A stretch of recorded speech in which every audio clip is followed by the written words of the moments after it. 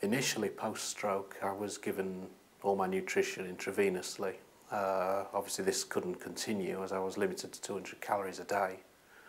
I was fitted with an NG tube, naso-gastric tube, and it wasn't until I approached discharge that it was suggested that we replace the NG tube with a PEG tube.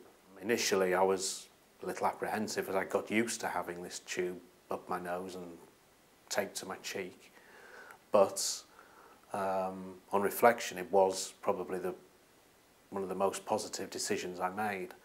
The procedure itself was explained fully to me beforehand. I had no pain, I had no discomfort afterwards. The only bizarre thing was there was this 90 centimetres worth of tubing projecting from my stomach. Once this had been cut down properly and fitted with the correct attachments so I could be fed via the pump, it was just a case of taping it to my stomach. It wasn't visible under my clothing at all. Initially, the pump feeding was intrusive. It was fine whilst I was in hospital because somebody else would come along, remove the empty bag, fit a new bag, set the pump up. But once I got back home, it meant 6 hours after starting to feed, the alarm would go off on the pump in the middle of the night, detach, switch off, detach the bag, put another bag on, start everything off again. But pretty soon this becomes a routine.